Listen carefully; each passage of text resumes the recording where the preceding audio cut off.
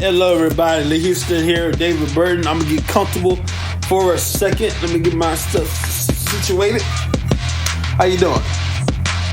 I'm doing okay.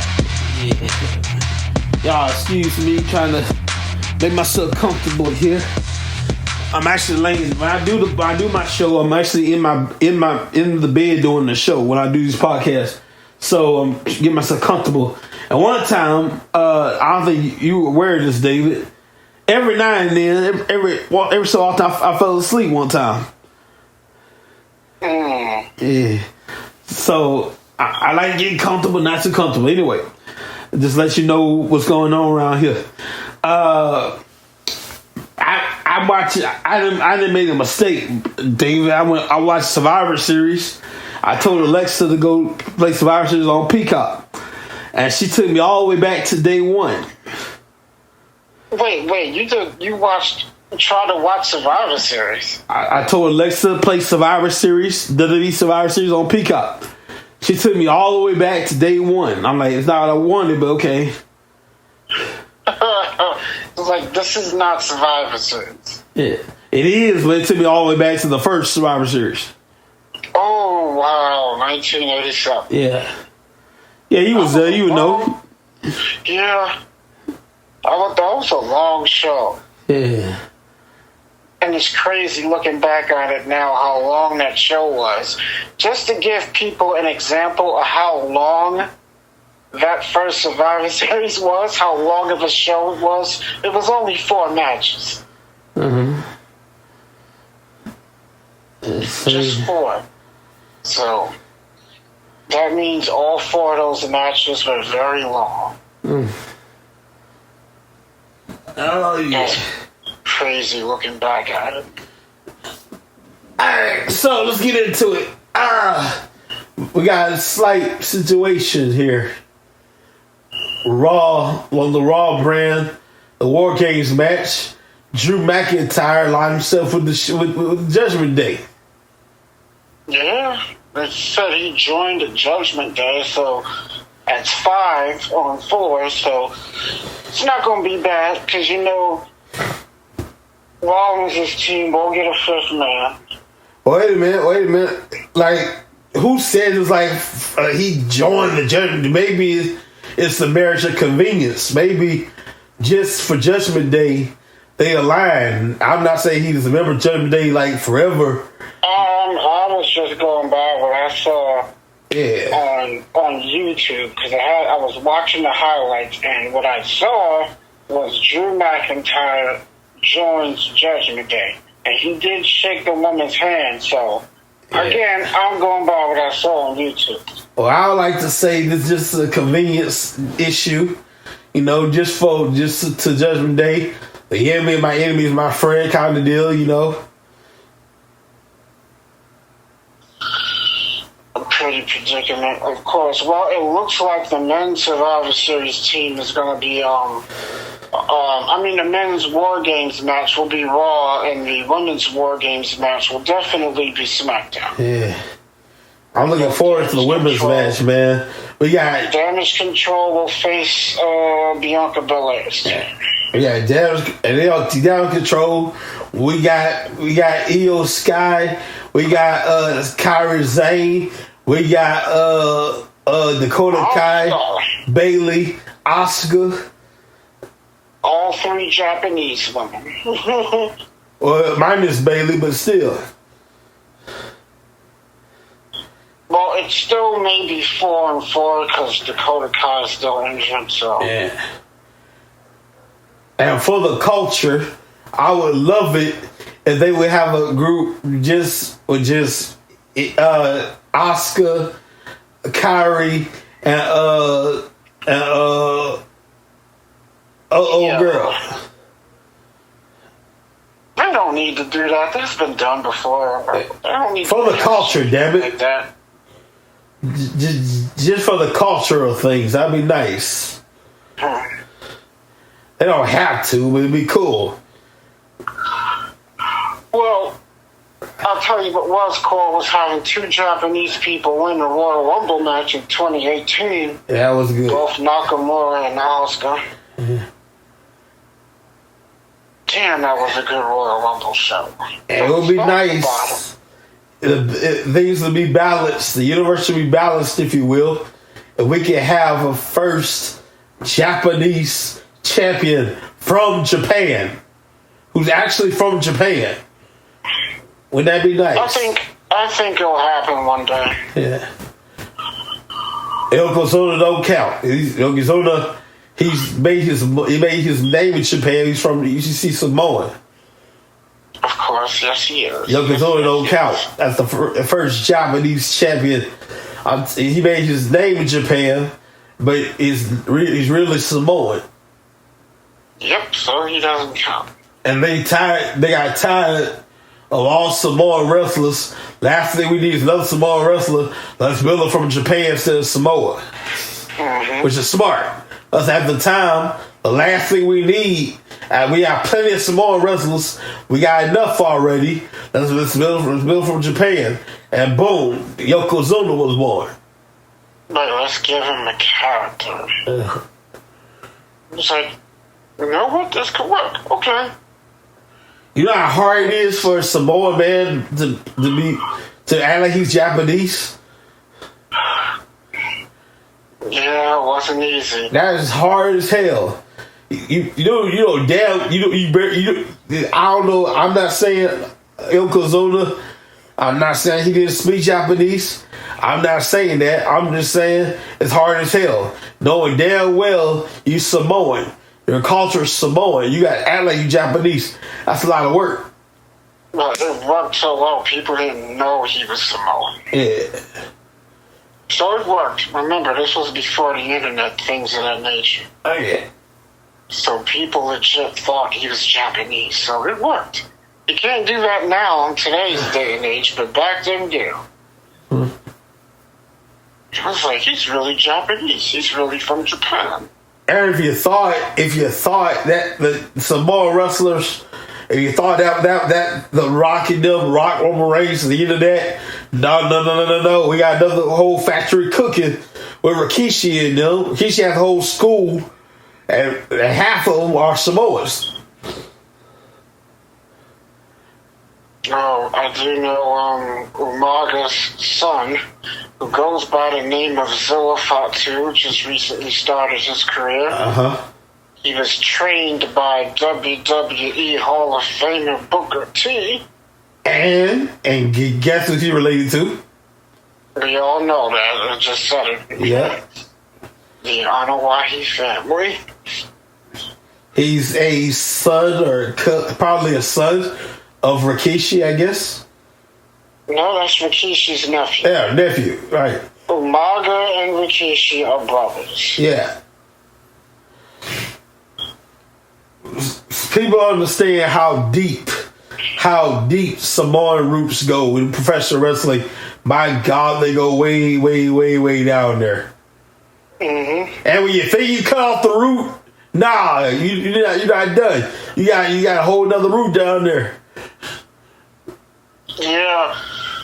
Speaking of Japan, Japan right now, especially in New Japan, they're building towards their WrestleKingdom pay-per-view, which takes place on January the 4th every year. And they already got 7 matches announced. And here are the matches so far. And I believe this is going to be one night. Yeah. Wait. Yeah, it's going to be one night. So that's good. So you got Sonata defending the IWGP World Heavyweight Championship against Tatsuya Naito. AEW's Brian Daniels will face the guy who injured him. Oh, wow. Put Danielson out of action. Will Ospreay will defend the IWGP United States Championship against David Finlay and John Moxley in a triple threat match. Then you have Zack Sabre Jr. versus Hiroshi Tanahashi for the IWGP World Television Championship. Bullet Club members of the War Dogs, Clark Connors and Joe Maloney will face Catch 22 for the IWGP Junior World Tag Team titles. Hikaru Takahashi will face El Desperado for the IWGP Junior Heavyweight Championship, and Shingo Takahashi will face Tama Tonga for the Never Openweight Championship. And it's nice to see that Mercedes Moné, formerly known as Sasha Banks, is almost getting ready to return to the ring. Mm-hmm. Yeah, she's been out with an ankle injury since June. And her contract with New Japan expires in January, so it's going to be interesting to see if she stays with them or returns to WWE or go to AEW. Well, time will tell. Well, ladies and gentlemen, I want to share something with you right quick. Christmas with the Chosen is pretty cool. It's at theaters December 12th through the 17th, or December 12th through the 15th. Check it out. We got 2 different movies in one. So you get 2 movies weaved together as one big old movie. The Shepherd and the Messenger. The Messengers and the Shepherd. It's pretty cool. December 12th to December 12th to the 15th. You get 2 movies into one. Christmas with the Chosen. Check it out. And what about tomorrow night on SmackDown? They got a long night. Mm-hmm. Of course, SmackDown will be live, and of course they're going to take tribute to the troops after tomorrow night's SmackDown. Of course, tribute to the troops will air on December 8th, which is a Friday, and there will be no SmackDown on December 8th. Well, actually, it'll be, like you said, tribute to the troops. Yes, there will be no SmackDown on December the 8th because tribute to the troops will air in place of SmackDown on December 8th. Now, the following week's SmackDown, the week after the 8th, that SmackDown will be recorded when that airs. Mm-hmm. Of course, wow. I'm surprised we're even still doing tribute to the troops. Excuse you? I said I'm surprised they're still doing it. Well, yeah, man. Why not? Well, I don't know if you remember this, but I think it was in 2019 and 2020, there was no tribute to the troops. Yeah, they did. They did for Performance Center. No, it never aired. Ah. They never did 2019 and 2020. Interesting. Yeah, there was no tribute to the troops in 2019. And then, of course, 2020, there was COVID, so they didn't do it for 2 years. Of course, tribute to the troops was the idea of JBL, which started back in December of 2003.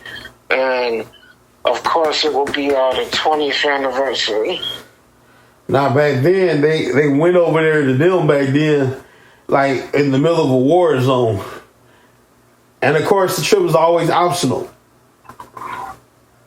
Yeah, they were in places that, they were actually in those types of places for the first couple of years they started doing it. And then they start going to camps, like Fort Bragg, Fort this, Fort that, different. Yeah, those are actually safer than actually being on actual, I don't want to say battlefields, but like within those areas. Yeah. And it's interesting because the first 3 years that they did it, which would be 2003, 2004, and 2005, they were all voluntary. Mm-hmm. No, the first 2 years, excuse me. 2003 and 2004 is tribute to the troops. They were all voluntary. Which Rob Van Dam told that story, and he was the only one who said no. He was like, yeah, I'm not going. I'm not going. It was like, I thought that was cool. Vince gave him a choice. Yeah. He was like, okay, guys, we got tribute to the troops, which is voluntary. Yeah, Rob Van Dam was looking forward to his 10 days off. And then start. I remember the commentators should go to Stanford and do commentary from Stanford. They'll send the feed to the camps and whatnot when they were in the camps. Of course, yeah, that was recorded. And then later on, the commentators would be there live with everybody else. Mm-hmm. Of course, that was when they were going to the fort camps, which was much, much easier and safer. Tribute to the troops is changed and it's being done so differently. Now they record the show before or after a Raw or a SmackDown, whatever the case may be. So it's done much differently now. And then you got AEW's Full Gear. This Saturday. Yes.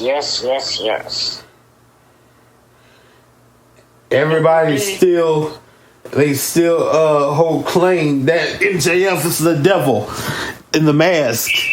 I disagree with that, but still we'll find out. Most likely it'll probably be an ex-WWE wrestler. Anyway,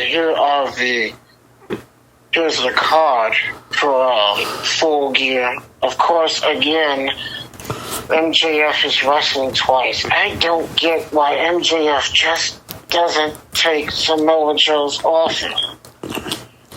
Then again, maybe he doesn't want to defend the title against Samoa Joe, but soon. No, wait! You will not be defaming the integrity of the AEW World Champion. He is not. He ain't afraid of Samoa Joe. He just don't want to tag with him. That's all. Maybe, but we don't know if he doesn't want to face him again.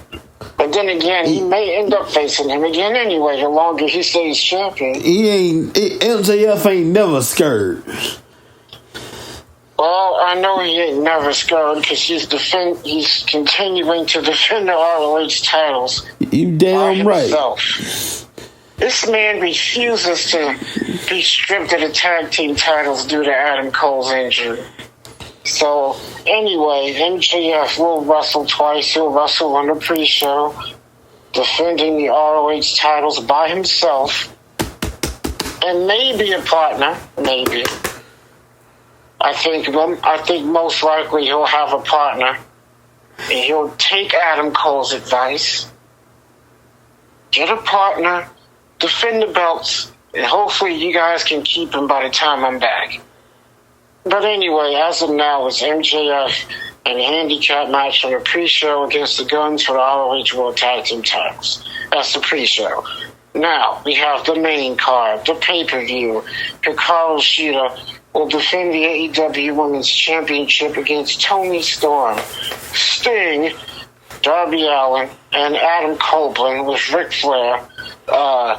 This will be Adam Copeland's AEW pay-per-view debut match. They'll face Christian Cage, Lucius Flores, and Nick Wayne. Orange Cassidy will face Jon Moxley for the AEW International Championship. Swerve Strickland battles Hangman Adam Page in the Texas Death Match. Kenny Omega and Chris Jericho will battle the Young Bucks.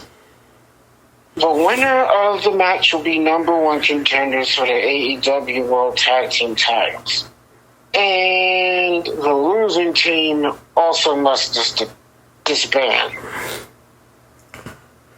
Then you have Chris Statlander versus Julia Hart versus Sky Blue, in a triple threat match for the AEW TBS title. Wow, a fatal four-way for the AEW World Tag Team titles. Ricky Starks and Big Bill will face Rush and Draskalo versus FTR versus the Kings of Blackthorn. whoever they are. And lastly, MJF versus Jay White for the AEW World Heavyweight title. Damn, he still never got that belt back from Jay White. But then again, that's not easy to do when Jay White is surrounded by 3 other guys every week. But he was close on 2 occasions. But the numbers game always caught up to MJF. Hopefully this guy gets his belt back. Maybe. Maybe. Wait a minute, let's not forget about NXT Deadline. Which is next month, by the way. The Iron Survivor Challenge is making a return. That's right, the Iron Survivor Challenge is back. And so far, here are the people who have qualified for the Iron Survivor Challenge, both the men's and women's. As far as the women's, you have Tiffany Stratton, Lash Legend, and Blair Davenport, with 2 more people to be added. And for the men, you have Trick Williams, Josh Briggs, and Dijak, with 2 more people to be added. Of course, the winners of the Iron Survivor Challenge will be number 1 contenders for the NXT Women's Championship and the NXT Championship. Dominic Mysterio will face Wes Lee for the NXT North American title. Baron Corbin will challenge Amelia Dragunov for the NXT Championship. It's only 4 matches made so far. Deadline December 9th. Of course, Survivor Series will be WWE's final pay-per-view of the year, scheduled to take place in Chicago, the Allstate Arena, Saturday, November 25th. You know, I'm not really a fan of the women's War Games matches. Never liked them. Never cared for them. I don't know, there's something about women in War Games that just doesn't feel right to me. I'm not a fan of the match. Never liked it. Now, don't get me wrong, I'm all for equal rights and women doing some things men do, but there are some matches I feel personally that females should have no business in, and War Games is one of them. And again, I'm not trying to sound sexist, but that's just my opinion. I think women have no business in a War Games match. I think there's just some matches that some females should not ever be involved in, and that's one of those matches.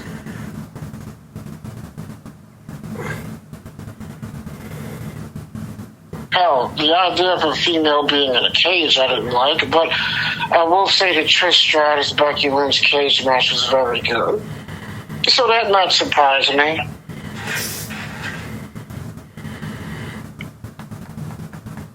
And and that means there's going to be no world title match at this year's Survivor Series. Because Roman Reigns is not wrestling. Seth Rollins is in the War Games match. No, I realized something. It's been the last time the WWE Championship was on the line at Survivor Series was way back in 2013, 10 years ago. 10 years. What are you trying to say? Nothing. I just think that's crazy. That's a long time. See, people have forgot. Roman is also, in addition to being your undisputed champion and your tribal chief, let's not forget the guy that just got over freaking leukemia. it takes a lot out you. Every now and then, the king pops his ugly head back then. Every now you gotta go take time off and deal with it sometimes. That was way before Roman was champion, bro. Yeah. It's not like it's gone away forever. It might pop us ugly. I'm talking about leukemia now. It might pop his ugly head again anytime. You never know. Yeah. And that caused Roman Reigns to vacate the Universal Championship the first time he won it back in 2018. And let's not forget, Roman Reigns is both the Universal and WWE Champion. That new championship Roman Reigns holds represents both titles, and the lineage of both titles will continue through that one championship. So when Roman Reigns loses, that person will be both the Universal and WWE Champion. I'm sorry. Did you use the word win? Yeah. Whoever beats Roman Reigns will be both the WWE and Universal Champion. Nah, I believe you're mistaken. I believe if it's the correct word. It's the proper vernacular here. If it's the proper vernacular, I believe you meant to say. So,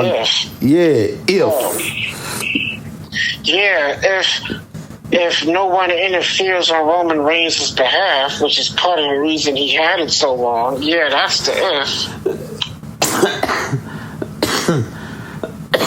Excuse me, y'all. I mean, honestly, think about this.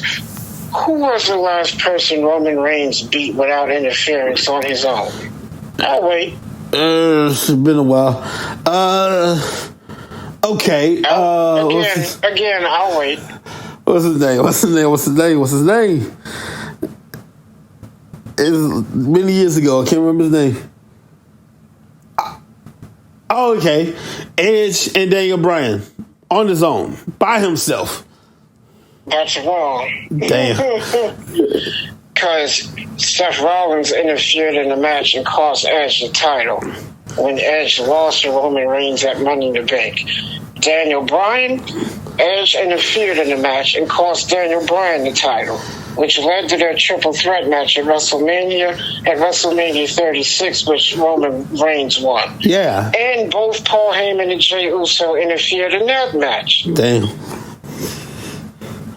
So, I ask you again, when was the last time Roman Reigns beat somebody on his own without any help?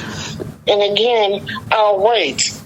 Damn. Which goes back to what I said. The only reason Roman's champion is long is because of the bloodline. Mm-hmm. Roman Reigns can't win a match on his own. He can't. I mean, hell, the guy couldn't even beat Logan Paul by himself.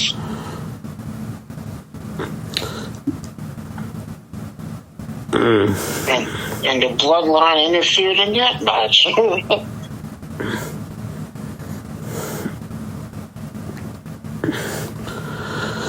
So, the if is if no one interferes, Roman would have lost that belt a long time ago. A long time ago. And the last time the WWE title was defended was 10 years ago. Survivor Series 2013 when Randy Orton beat the Big Show. Of course, it wasn't on the line in 2014. 2015, and you had all the Raw versus SmackDown matches over the years, which is the reason why it's never been on the line. And then this year, Roman Reigns is just not on the card. Last year, he was in the War Games match. Now, the world title, I'm not going to talk about that.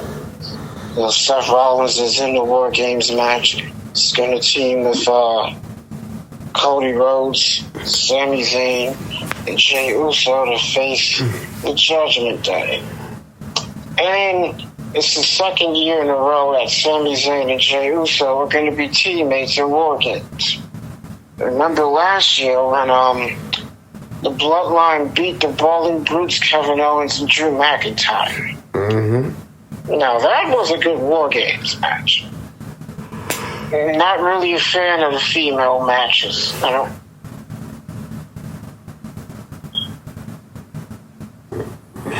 Anyway, I almost forgot. Gunther will defend the Intercontinental title against The Miz. Rhea Ripley will defend the Women's World title against Zoe Stark. And Gunther, who is currently not only in his first reign as Intercontinental Champion, he is the longest Intercontinental Champion of all time. He surpassed the Honky Tonk Man's record.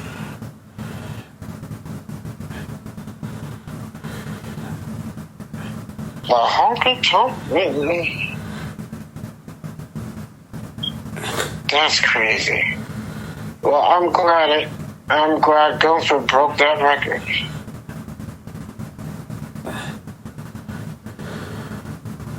Gunther. I would love to see Gunther versus Brock Lesnar. That'd be nice. What happened? I would love to see Gunther versus Brock Lesnar. Oh.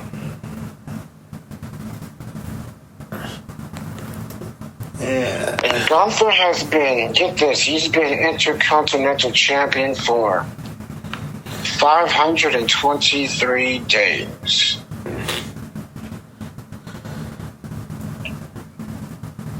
$523 days.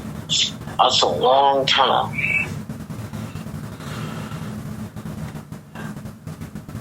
Which makes him fourth on the Intercontinental Championship list of combined reigns. It's all the way at number 4. And of course, Roman Reigns with that WWE Championship, he's very close. And of course, the Universal Championship, Roman Reigns is definitely number 1. You damn Skippy. 2-time Universal Champion. And the longest Universal Champion. Wow. The big dog Roman Reigns.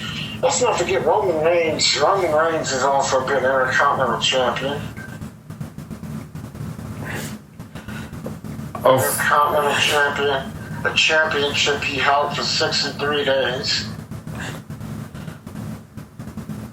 Yep, Roman Reigns, when he was Intercontinental Champion, he held the title for 63 days before losing it to The Miz at Raw 25. Well, WrestleTracks would like to let you know today's our episode brought to you by Backup Deliveries and More LLC. They put the D in delivery. Y'all have a CDL license. You can drive trucks. You want more information? 888-712-2587 or 817-204-7259. More information at we got backup.com. And I'm feeling quite generous. So you shop with us at WrestleTracks.net. Use the code WrestleTracks.net. Use the code THANKS in all caps. Get $10 off your order. We got till November 30th. My birthday, by the way. Nice. And Roman Reigns is now at 1,170 days as Universal Champion. And let's see, combining both his title reigns, it is a combined 1,234 days. Wow. Yeah, Roman Reigns, man, it's at the very top. Let's see how long he's been WWE Champion. Now, he hasn't been WWE champion as long as he's been Universal champion. So don't want anybody to get the titles mixed up. They're two separate titles. Roman Reigns has been the WWE champion for well over a year, but not as long as he's been Universal champion. And I don't think he's going to last that many days as he did Universal champ. Anyway, right now, Roman Reigns is currently at 710. No, he isn't. That's his combined days. Hold on. His combined days. Okay. He's currently at 592 days as WWE champion. He's a 4-time WWE champion. Adding up all 4 of his title reigns, he's currently at 710 days. And Randy Orton is going to be returning soon. Randy Orton's been out of action since May of last year with a severe back injury. It was to the point where some people were thinking, I don't think Randy's going to come back from this one. But Randy's been training, he's been working hard, and he's on his way back. Now the question is, what is Randy going to do when he returns? Who is he going to target? And what show is Randy going to be on? He hasn't been placed on the show. Right now, Randy Orton is currently a free agent due to the fact of him being injured. So that's another interesting thing, too. Is what show Randy's going to be on. If you had to guess, what show do you think he would go to? Raw. I was thinking the same thing, to be honest. I kid you not, I was thinking the same thing. Raw. General Manager Adam Pearce. SmackDown General Manager Nick Aldis. Which, I gotta be honest, I'm shocked. I never expected him to debut as a general manager.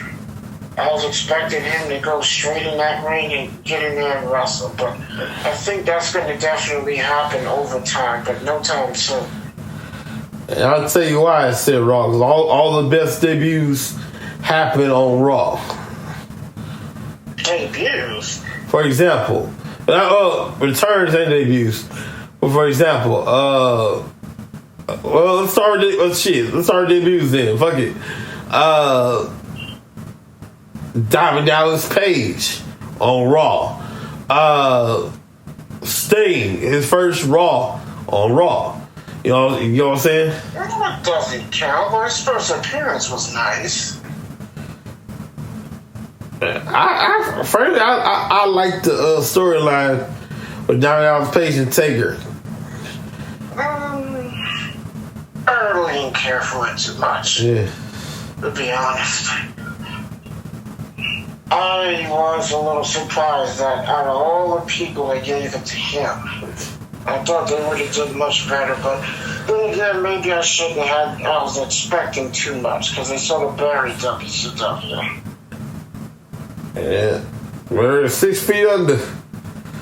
Yeah, you got that right. You ain't kidding there. In fact, I remember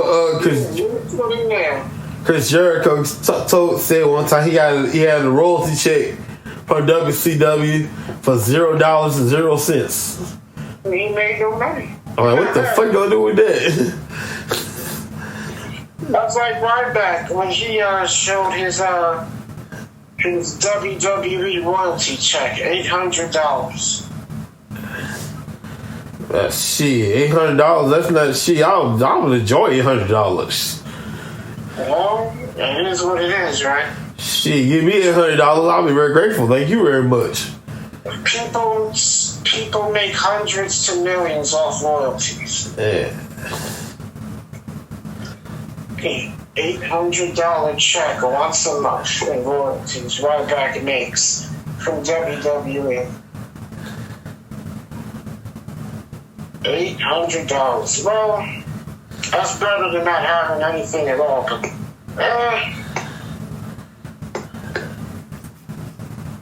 well, Ryback didn't do himself any favors with all the stuff he said since leaving WWE. He didn't help his cause. But, you think Ryback would get more due to the fact that there was a period where he was one of the most popular and over guys in the WWE to the point where he briefly outsold both John Cena and CM Punk in merchandise, which the WWE likes to ignore, which actually happened. Ryback's outsold both John Cena and CM Punk in merchandise.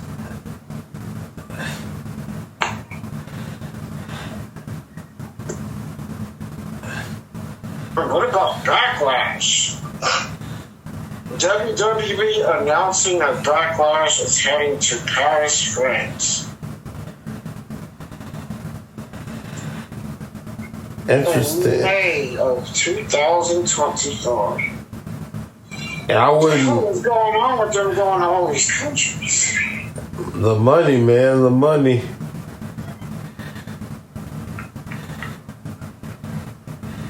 First time ever pay-per-view in France. That would be cool. It probably not going to happen. It'd be cool if they did. I don't know. This is the family talking. Since we're in France, I know they're not really French, but since we're in France, just for nostalgia's sake, the La Resistance reunion. I doubt that, but anyway, Backlash will be in Paris, France on May 4th, 2024, which is a Saturday.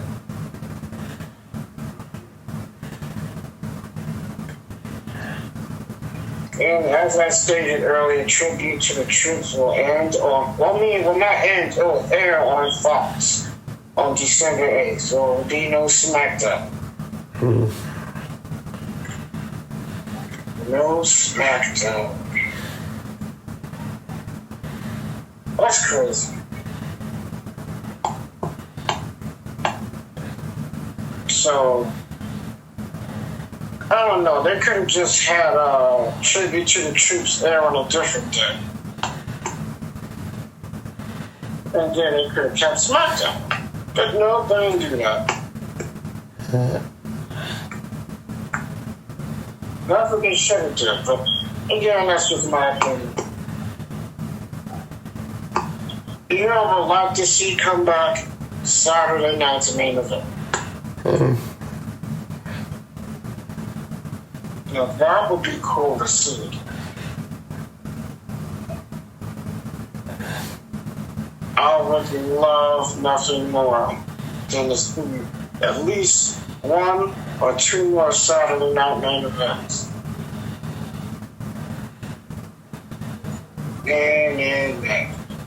And the Royal Rumble should be very, very interesting in January.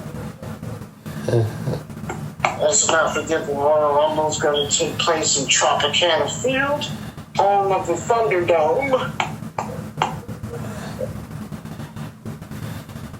And Florida. The state of Florida. Tampa, Florida's Tropicana Field. And then you have Elimination Chamber in Perth, Australia. And then it's WrestleMania taking place in Philadelphia at Lincoln Financial Field. 3 straight pay-per-views of stadium shows. Now, let me see if Backlash is in the stadium.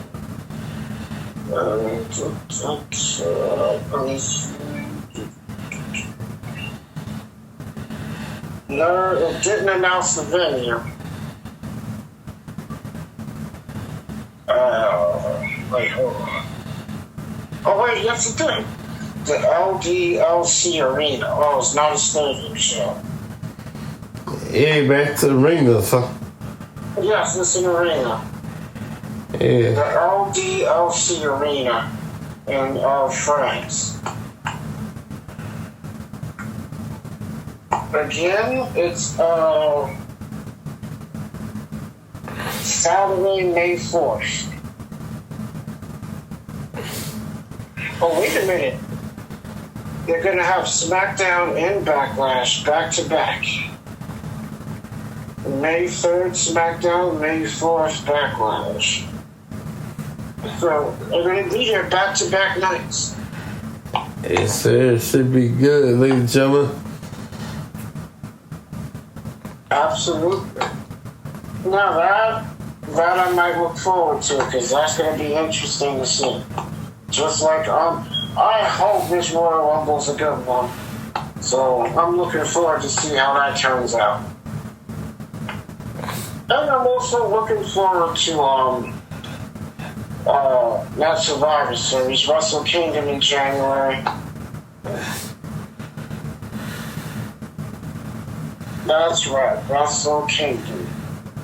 And Will Ospreay, who is the United States champion, I know his contract in New Japan is going to be coming up soon, and people at WWE is very high on him. So they're pushing to get him to sign with the company. Mm-hmm. If he signs with WWE, that's going to be a big sign. Huge. I mean, huge. Well, you know what? The time went by pretty fast. It's almost 11 o'clock already. This is nuts. Yes, sir. Unbelievable. You squeezed everything out so damn fast. I appreciate you guys, and we especially appreciate David for being with us on days on Wednesday nights whenever he can. And we'll see you guys, God willing, next Wednesday with David Burton, and have a good time. Everybody, be safe, be careful, take care of yourselves. We'll see you guys tomorrow for Full Gear. Oh, Full Gear Saturday. Oh, snap. Shoot, I'm all over the place, man. Shoot, it's Thursday, yeah. So, coincidence. Can't forget AEW push. We'll get to Saturday. We'll see you Saturday, everybody. Take care. Peace. Everybody, I finally got a hold of him. Josh Wynn's in the house. How you doing? All right.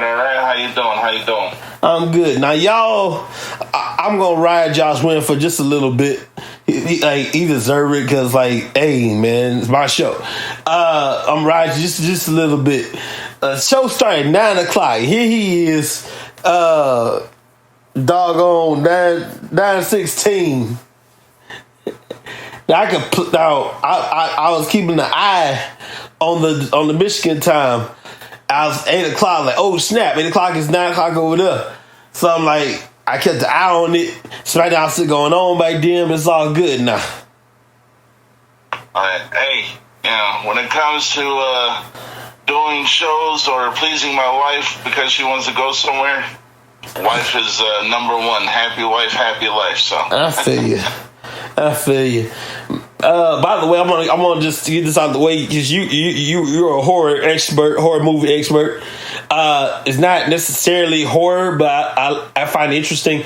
Have you ever heard of Scary Stories Told in the Dark? Yes, I have, based off of a book. Yes, there's one scene I like, and the only scene I like in the movie. There's a scene the girls at a school play, and she about to go out, and right before she about to go out, she got a big old pimple on the face. And say, you gotta go take care of that right quick. She goes to take care of it. She goes in the bathroom and she looks at try to pop it.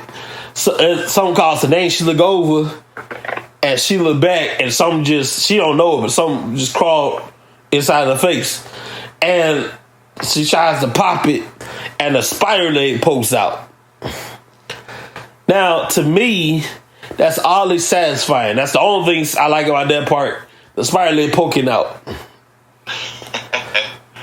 Yeah, that was a pretty gnarly scene. You know, and then when her brother and her friends came running in there and saw her all covered up. Yeah, I mean, that was a good scene. That was probably one of the better stories. The rest of it creeped me out, but I did like this part where the spider leg poked out the face. I did like that part. Oh yeah. And the brother's kind of. I'm just going ahead and say he didn't have no other choice, but he poured mouth water on her to get the spiders off. He had no other choice. That's still kind of petty though. Yeah. I'm just saying, there's a little pettiness in there somewhere. Well, you know, a little sibling rivalry doesn't hurt here and there. Yeah. Then again, he didn't have a choice. Only water available, like right then and there. So, hey, and technically she didn't die. She just lost her mind. Yeah. Well, spoiler alert. She at the end of the movie, she was with her friend, and they were going to go and try to find a way to save their other friends. I'm not going to ruin it, but yeah. So it was good, and they do get a part 2 of it coming out next year. Should be interesting. But anyway, let's get to some wrestling. Last time I talked to you, you said you got a lot on your mind, and you want to get some off your chest. What's on your mind? Oh man. First, let's say there will be a couple F-bombs dropped today, so I'm giving you, a prelude to it. Oh, yeah. Now, first I want to talk about how AEW keeps signing all these people, but yet they ain't making no money because they ain't getting no audience. You go to a stadium or an arena or whatever that holds 18,000 people, and you can barely get 4,000 people. What the fuck are they doing? Mm-hmm. And then they want to keep hiring all these people and everything. And okay, yeah, you got all the money in the world because you're a fucking billionaire. But at the end of the day, you can't have a wrestling company if you don't have fans. And AEW's problem is they're adding all WWE people. That's what WCW did. Mm-hmm. I mean, I'm not the only one who's saying this. Bully Ray says it on his podcast. Jim Cornette says it on his podcast. I mean, every single person who has a podcast is saying the same stuff. One person can be wrong. 50 people cannot be wrong. Oh, yeah. I'm just saying that. I agree with you. They only have 4 homegrown people up, but they had 5. Jada was WWE. They only have 4 homegrown people. Jungle Boy. Well, now I ain't go by Jack Perry. MJF, Guevara, and Sting Jr. What's his name? Darby Allin. Other than those 4, everybody else is former WWE folk. Yep. And a few Impact Wrestling folk. Yep. See, AEW's issue, and I'm not going to leave WWE unscathed. WWE is also doing some stuff too that I don't like. But AEW, they when they first came out, they were the hottest thing in professional wrestling. However, because they want to do nothing but hire all the people that are retiring from WWE, getting fired, let go, whatever you want to call it, Impact, New Japan Pro Wrestling, they said that they wanted it to be a homegrown company. How can it be a homegrown company when half, if not over half your roster is from other companies? Yeah, I get it. Every single person comes from another company, but not all of them need to come from WWE. Mm-hmm. But AEW, to me, like I said before, it's a smite on a professional wrestling world. It should have never been existed. It's just no good. And if MJF does stay with AEW next year, he's only going to hurt his career because, again, you can't have a professional wrestling company and not fill the arenas that you're booking.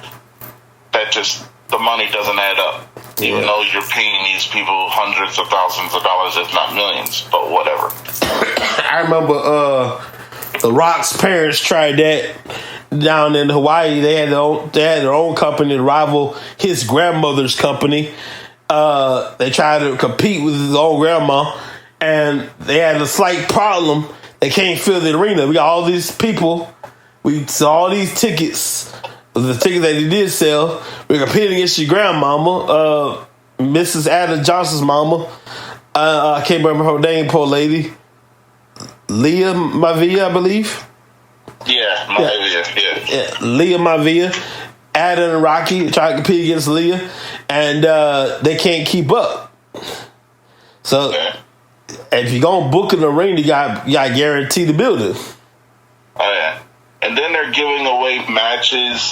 Like AEW's giving away matches for free that they could be putting on pay-per-views to actually garner people to come into these arenas or buy these pay-per-views to watch. Mm-hmm. Like, who in their right mind is going to book Kenny Omega versus Chris Jericho for a regular fucking show? Or Will Ospreay and Kenny Omega for a regular show? I mean, that's just plain batshit crazy. Yeah. Now, on the other end of the spectrum, let's talk about WWE. Oh, here we go. Now, I'm a true WWE fan through and through, since I was a little boy all the way up to now. However, I am tired of every fucking champion in WWE holding these titles for so long. The only title that's literally changed hands this year are the tag titles and the USA title. That's it.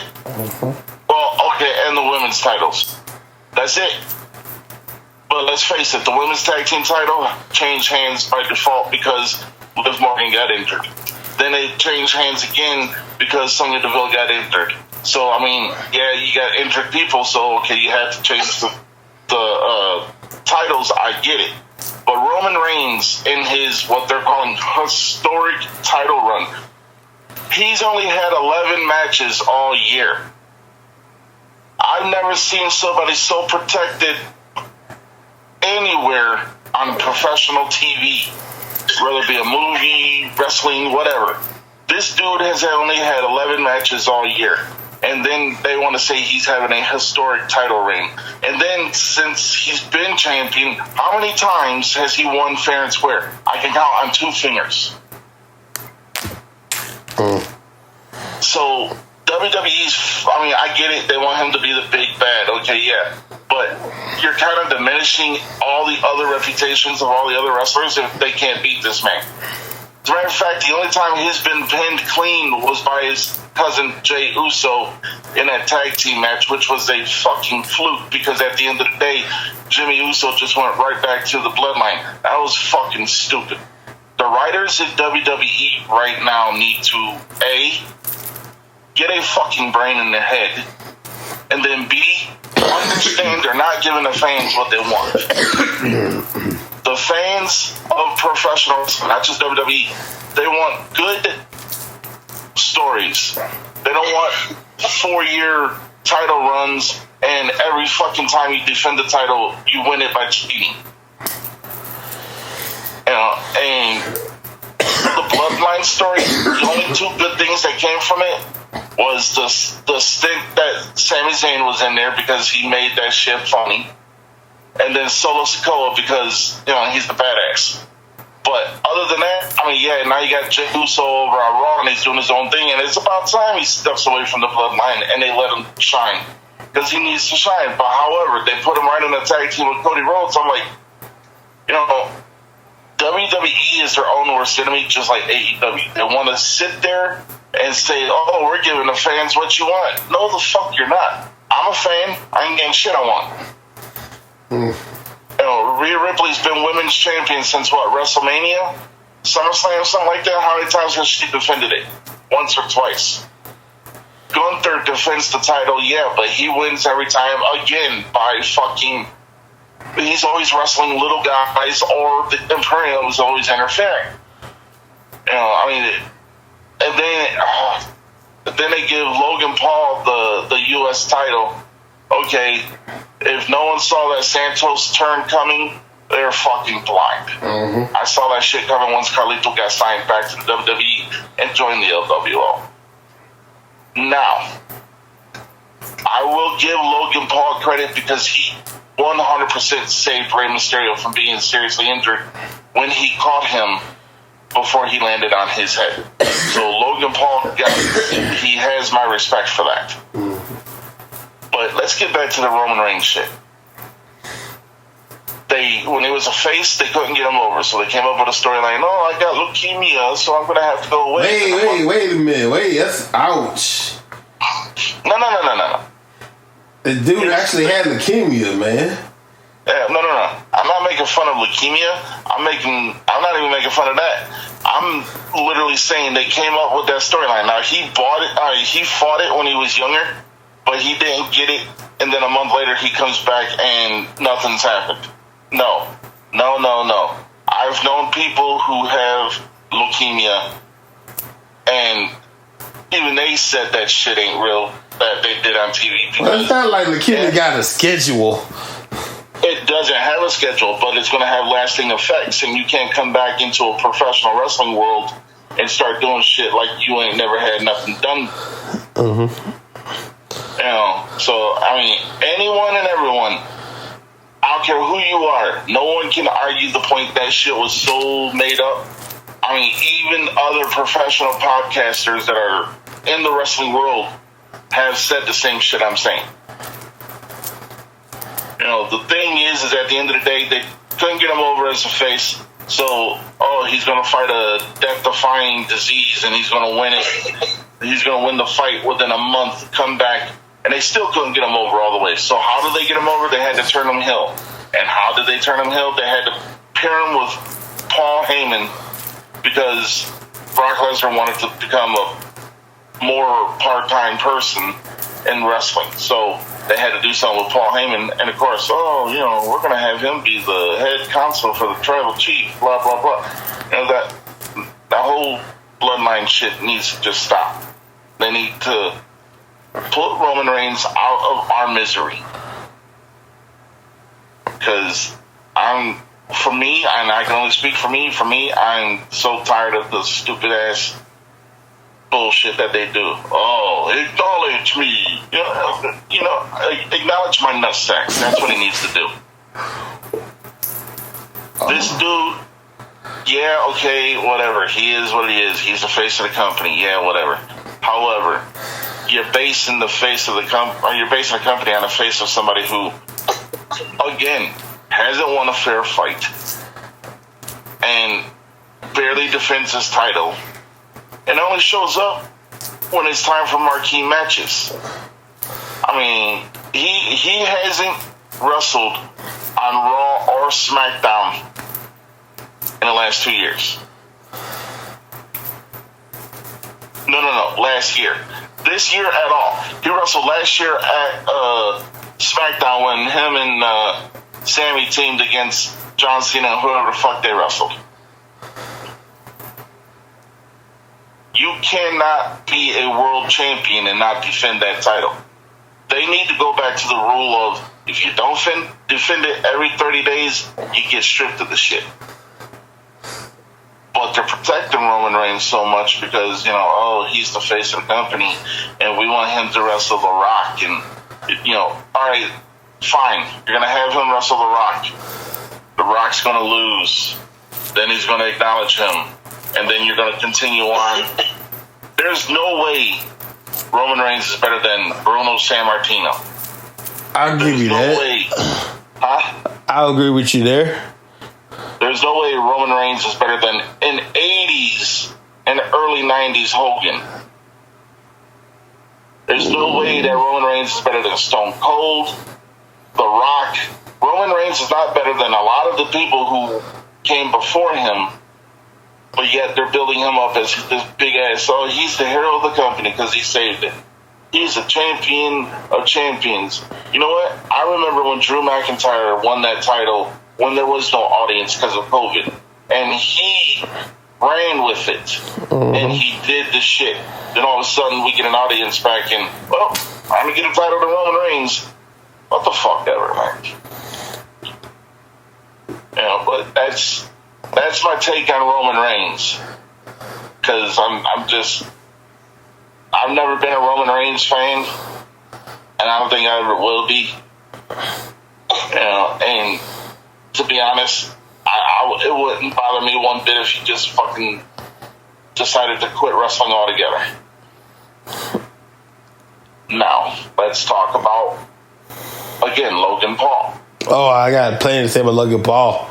Oh, how about this here? This is the stupidest thing. Logan Paul's right hand has titanium, does it not? It does. All you got to do is ball up that fist, knock somebody out, you good. No, this idiot uses brass knuckles on top of titanium fists. What the hell? Yeah. And again, just goes to show that WWE don't have no fucking... They have writers, but they don't have no good writers. Mm-hmm. That's like putting Piper Niven in a 205 cruiserweight title match. You're not gonna do that shit because she's way more than 205. Mm-hmm. Now, I will say, I do like the fact they brought back Kairi Sane. Yes. I do like the fact that they're adding to Damage Control. And I do like the fact that they are getting ready to turn Bayley face again. It's about time. She played that heel role so good. Now it's time for her to start getting fans back behind her. So then you can form the 4 horsewomen in the WWE. Yeah, but do we have to do the hugging thing again? You know, I can go without the hugging thing. Yeah, cool. I mean, I'm not going to complain if Bayley wants to come up to me and say, hey, give me a hug. I'm shit, I'm going to be all up in that hug. You know what I'm saying? But just saying. Yeah. I mean, I just think that right now, that is the best story they have is Damage Control. Oh, you know what? I would love it. And we almost had it on Raw. And they freaking gave it away on Raw, like you said, but it was ruined. It was on SmackDown. Asuka and Io Sky. Great match, but first of all, I gave it away for free, and then it was interrupted. I want to see them go at it in an Iron Woman match or something. Yeah. Like a few months ago, Asuka and Io went at it verbally, and Io called Asuka the word baka, which is Japanese for stupid. Yeah. And Asuka's like, no, Io, like, all she could say was, you bitch. So Asuka repeatedly calling her baka, baka, baka, baka, baka. You stupid, stupid, stupid, stupid, stupid. Io could take it no more, and all she could muster up, bitch. Oh, yeah. Now, so here's the thing. Damage Control, when it was just Bayley, Dakota, and Io, that ran its course. Mm-hmm. And it had a good course. I'm not going to lie to you.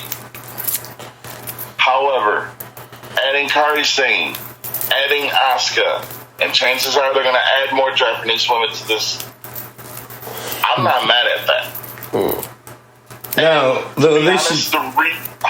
they should get rid of Bayley, add Japanese women, and they should give it a badass Japanese name to it. Oh, yeah. I don't know Japanese. I can't think of that right now. They should add a badass Japanese name to the group. And my God. Hit Squad. That might do. Yeah. Now, I will say this.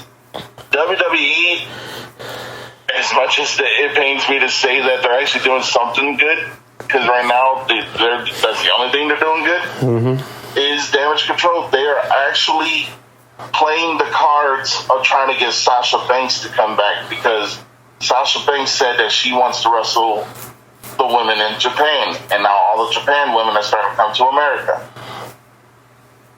So I'm like, all right, I get it. You know, I see what WWE's trying to do. You know, and it's only a matter of time before Sasha does come back, because she's even gone on record saying that, you know, before she retires, she does want to finish her career in WWE, which is cool. I said it before, not publicly, but I'll say it again. they all come back home. Because let's face it, whether you like it or not, we all know deep down WWE is Old Faithful. Oh yeah. So they always come back home. Oh yeah. Now I will say this: it wasn't a surprise that Edge went to AEW. Mm-hmm. It's not going to be a surprise that Ospreay is probably going to go there. It's not going to be a surprise that Sasha goes there. I'm not surprised at anything that AEW does because they just play their cards on the table all the time. You know, and I'm sorry, but every time Tony Khan says I have a blockbuster announcement to make, 9 times out of 10 it's, oh look, we are going to have more tickets sold. So here's the thing. I know somebody, and God's honest truth, I'm not going to name drop or anything, but I know somebody that has the inside scoop on some stuff in AEW. So only reason it looks like that they have crowds of people in there after they sell the tickets that they sell is because all the wrestlers are paid an extra $5,000 to get their families and friends to fly in and sit in the audience, and that is bullshit. Now, what would be petty as hell if someone buys tickets? A celebrity did this one time. You buy tickets for a whole row and don't show up. Yeah, that would be jackass as hell. Oh yeah. No, so here's what happens. So AEW, when they realize that they haven't sold out an arena in almost 2 years, which is true, 100% fact. Mm-hmm. They haven't sold out an arena other than when they went overseas that one time to London or wherever the fuck they went. But yeah, other than that, what they do is all the people who buy tickets, they put them all on the side that the camera's on, and that's why you mostly don't see the audience, because they don't have the audience. Mm-hmm. You know, and people want to sit there and say, oh, AEW is like a very good place to be and stuff like that. You know what? You got freedom. You can do whatever you want creatively. Every wrestler who's gone from WWE to AEW has said, we have so much creative freedom. That's because you motherfuckers don't have nobody writing for you, because AEW has their head writer quit and went to Impact Wrestling. Mm. And then they just had a high-ranking official quit who's about to go to WWE. And they sit there. The best thing they had going in the last 3 years was Jade Cargill, and she's now in WWE. Yeah. MJF was good as a heel, and now he's all of a sudden Adam Cole's best friend and, you know, a face, and now he's losing. I mean, yes, they're still behind him, but he's losing fan base because of that. You don't turn these people into characters that they can't be comfortably. That just doesn't make sense. Now, I will say I am a huge fan of Ruby Soho. And I truly believe before her career is over, she will go back to WWE. But they need to let her go and do her own thing in AEW, because teaming her with people, I mean, yeah, that's cool and all, but she's better off on her own. You know? And when I met her last year, you know, me and her had a lengthy conversation, and she agreed with some of the stuff I said, and she said some of the stuff was kind of, you know, just whatever. But the thing is at the end of the day, people have to understand this is a professional sport or professional entertainment or whatever the fuck you want to call it. This is a profession that we, as fans, want to be invested in, but we can't be invested in it if you're not giving us what we want. Yeah. And that's just how I feel. You know, at the end of the day, I could be wrong, and you know, because I don't know everything, but at the end of the day, it's like, how many times can you hear the same shit from like 15, 20, 30 people, and it's literally word for word, verbatim, the same shit? That just don't make sense to me. I know you got something to say on Impact Wrestling. Oh, shit. first Impact Wrestling they were due for a change, but going back to TNA, I think is going to hurt them because they literally, they don't have no face. And, like no one can identify with them because they've only went from TNA to Impact back to TNA.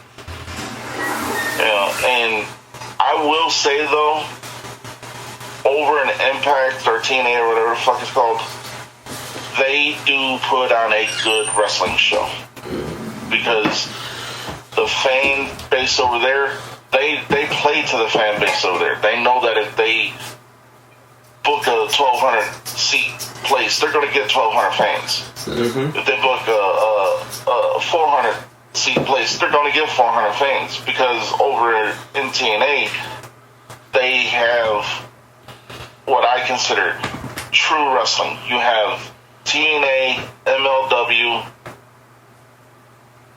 and maybe that's it in true wrestling. Everything else is just a fucking soap opera. You know, but Impact is good. I would kind of think that they need to stop letting the OG TNA people hold titles and start giving them to some of the newer people that are coming in. But I mean, it is what it is. You know, but I'm gonna say it here. Jade Cargill entering the Women's Royal Rumble and winning it. I'm predicting that right now. All right, so let's say her number. Let's say number 1, number 30. What up?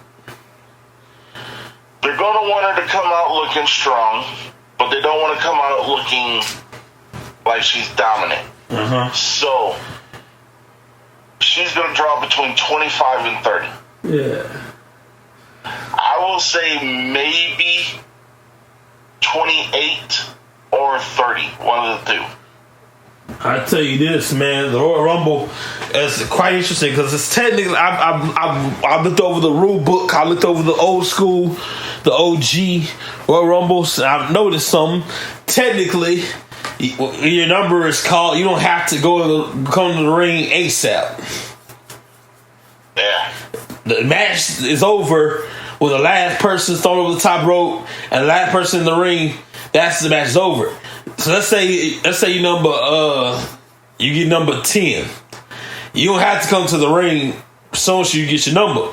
You can wait it out to the last 2 in there, and then make what you gotta do. Make everybody forget about you. Okay. The fact, don't even bother coming out. Just make sure.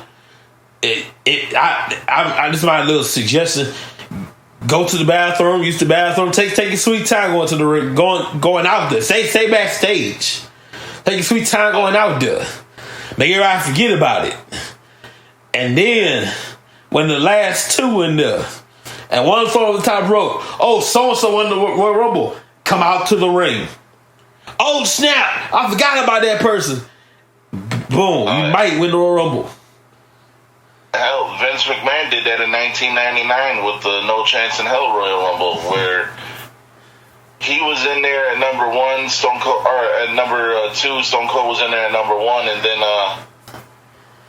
they ambushed Stone Cold in the men's room, ladies' room, whatever, and then he got taken away in an ambulance, and then McMahon came back and sat at the commentary table until it was the last 2, and then. And that's what he did. I mean, that was smart. And that Royal Rumble was special because not only did you get to win the Royal Rumble, if you eliminate Stone Cold, you're $100,000 richer. Yeah. And the thing is, long as you eliminate Steve Austin, you don't have to win the Royal Rumble. You eliminate Austin, I give you $100,000. Oh yeah. Because he never said I win the Rumble too. Oh yeah. But also, another thing, what made that Royal Rumble so iconic was the very first time that a female entered the men's Royal Rumble. Yes, sir. The late great Chyna. Yeah.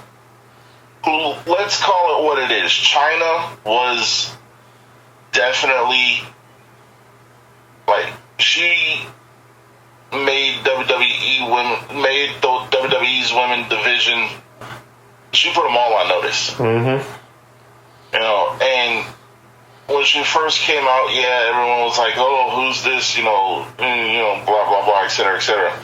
But the thing is throughout her career, she has earned a rightful place, in my opinion, in the WWE Hall of Fame alone, not with just the Generation X. Right. But when you got people like Vince McMahon who want to sit there and she used to be with Triple H, my son-in-law, so we're not going to give her a Hall of Fame. The only reason she actually got into the Hall of Fame with the D-Generation X was because Triple H and Shawn Michaels said that she needs to be in it because she was an integral part of D-Generation X. Mm-hmm. But then again, after she left DX, she was an integral part of just WWE in general. First woman to be in the Royal Rumble. First woman to win an Intercontinental title. I mean, she was breaking barriers before barriers were even made to be broken. Yeah. And I mean, if it weren't for her, the likes of Beth Phoenix, Nia Jax, or fucking Karma, none of them would have been in the Men's Royal Rumble if it wasn't for China. And that's just the fact. I mean, she deserves to be in the Hall of Fame by herself. But let's look at the dark side of wrestling for a minute. Okay, all these wrestlers eventually do shit that they're not supposed to do. Whether it be make a sex tape, whether it be drugs, or whatever the fuck it is that they do. They all do something they're not supposed to do.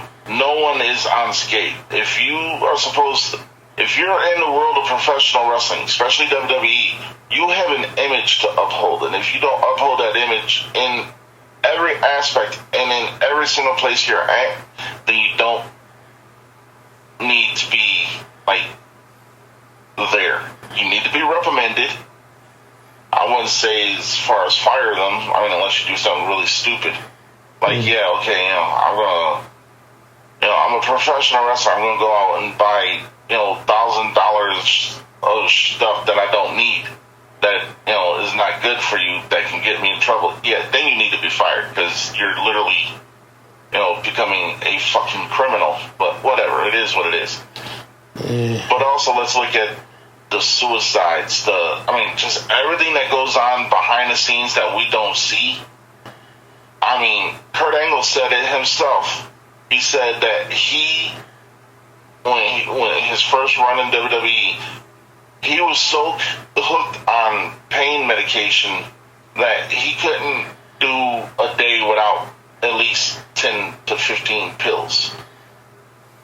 And he said when he went out to have a match, which was almost 365 days a year, when he went out to do a match, he said that he don't remember the first half of his career because he was taking medications that he shouldn't have been taking. People need to understand that these are also, they're regular people. They just happen to be in the limelight. And we see them sometimes as heroes, and sometimes we just see them as, you're a lost cause because you don't know how to stay straight. It is what it is. But AEW took it to a whole new level when they acknowledged the word weed on their show. Hangman Adam Page said, "I'm going to take your weed." Yeah. What the hell, man? This Tony Khan he's a fucking idiot. He's a self-made jackass who just happens to be a billionaire because his dad's a billionaire. But I guarantee you that AEW, if not by the end of next year, 2 years, and then they're done. I guarantee you that. Because if you don't have the fan base, if you don't have the audience, these arenas are not going to let you book them. Even if you give them all the money in the world. Because if you give them, here we go. Lee, let's say you owned an arena, right? Right. And I came to you and said, hey, I'll give you $30,000, $130,000 to book your arena for a professional wrestling event, right? Mm-hmm. Okay, at first that $130,000 is looking and it sounded pretty good, right? Oh yeah. But then you haven't owned the arena, now you get 10% of sales on tickets. You get 10% of sales on merchandise. And then you get 75% of sales on all concessions. But if you don't have the fans coming in, now, because you got all the people working there for you, that all the vendors, all the people running the concession stands, all the people, all those people that you have literally working for you, you now are losing money, even though I just gave you $130,000. If you don't got the fan base coming in, you don't got the money coming in. Oh yeah. So these, I'm not going to say which one, but there was an arena that AEW tried to book, and they said you couldn't fill an 18,000 seat arena. I cannot, in good conscience, let you book my arena. Mm-hmm. So AEW is now getting turned away from arenas that they shouldn't be getting turned away from. And WWE all along, even though they're doing a shit show over there too, they have the fan base. Oh yeah, because their fan base are loyal fan base people. For example, a lot of people know. Let's say you heard of John Cena more than you heard of Sammy Guevara. Yeah, you know. So if I had a choice, I can see WWE's John Cena or AEW Sammy Guevara. I'm going with WWE because they have more lineage, they have more knowledge, they have more fan base, like you said, they have more experience. Oh yeah. Mm-hmm. I can do you one better. AEW has MJF, right? WWE has Finn Balor. Now, Balor is good and better at wrestling than MJF, but MJF is better on the mic than Finn Balor. So who do I want to see? I'm not watching wrestling to hear people talk. I'm watching wrestling to watch people wrestle. So I'm going to watch Finn Balor wrestle. Yeah. You know, and you said the four pillars of AEW: Darby Allin, MJF, Jungle Boy, Sammy Guevara. Guevara cannot have a singles run in any federation because he needs to be protected. He is the cruiserweight version of Roman Reigns. Mm-hmm. So that's Sammy Guevara's problem. Darby Allin, everyone compared him to Sting, so what's the first thing they do? Oh, we're going to pair you with Sting. That hurt his career. Jungle Boy. There's just a whole lot wrong with Jungle Boy. Let's just face that. I mean, and then this latest thing he did with CM Punk and everything like that. You know, that's what's wrong with the AEW is almost every single person that works there, whether it be in front of the camera or behind the camera, are so fucking like pussified. Because Jungle Boy, like, oh, it's real glass. Okay, so what? It's real glass. You just made an asshole out of yourself on fucking nationwide TV because you want to try to prove a point. You want to prove a point in your 5 to 6 year career to a man who has had a career for almost 3 decades now?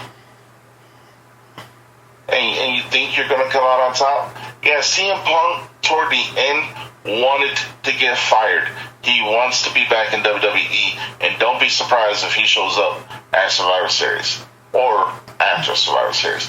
But he is definitely WWE bound because the people who own WWE now that also own UFC love CM Punk.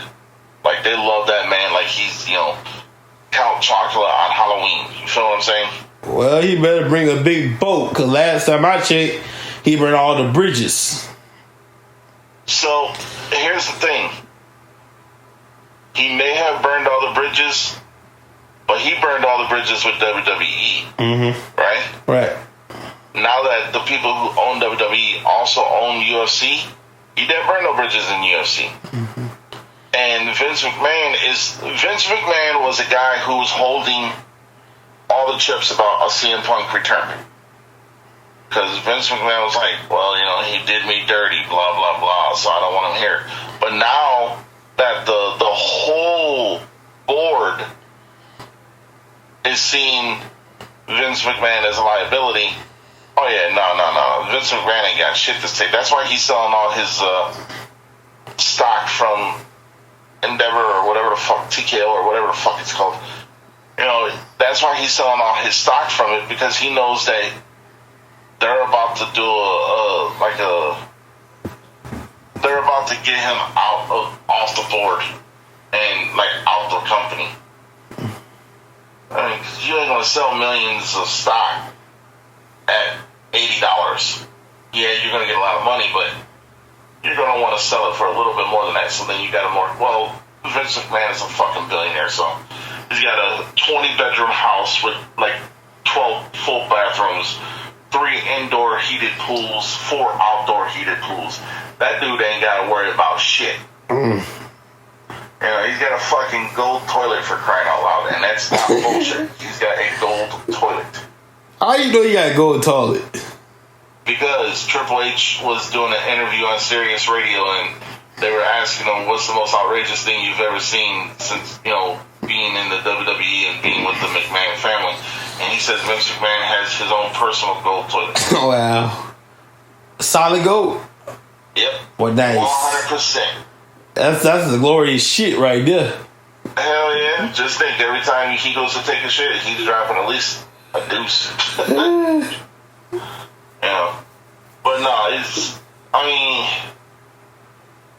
wrestling would be better if they just listened to the fans. Mm-hmm. And that's pretty much, that's what I want. As a fan, I want professional wrestling to be something I know I can sit down every week and enjoy. And I'm not talking enjoy 1 or 2 things. I want to enjoy the entire show. But that's about what I got, man. I just had to get that off my chest and say how much I can't stand Roman Reigns. As you surely didn't spare nobody, damn it. But other than that, man, I want to thank you for having me back on. And I know times is crazy because new job I started and everything. So, but I will be back. I'll be back a lot sooner than what most people think, though, because I'm gonna start having some free time, especially since it's around the new year. Mm-hmm. So, but yeah. Other than that, man, again, thank you for having me on, and that's about what I got. Yes, sir. It's been a privilege, man. Appreciate you. All right, no problem. Ladies and gentlemen, I want you guys to know that you can catch AEW Full Gear this Saturday on traditional pay-per-views. I recommend watch wrestling. Excuse me, y'all. Watch ProWrestling.co. Watch ProWrestling.co. If that doesn't work, give it 24 hours. And you can watch it the next day and have a good old time. By the way, there's this cool show called The Chosen. I like it. You're gonna like it too. Now, don't say the thing sucks. You haven't seen it yet. Season 4 is in theaters coming soon in February. But this Christmas season, December 12th through the 17th, I want to say, you can catch 2 movies wrapped in one: the Messenger and the Shepherd. The Messenger and the Shepherd. 2 movies wrapped in one. December 12th through the 17th in theaters. And also check out The Shift. I'm going to see that next month. The Shift, based on the Book of Life. It's a movie based on the Book of Job in the 21st century. It's quite interesting. Have a great night, everybody. We'll see you guys tomorrow for Full Gear. Thank you so much for your support. God bless you. Merry Christmas. Happy Hanukkah. Happy Thanksgiving. Happy Kwanzaa. Whatever you're celebrating, enjoy. We'll see you next time.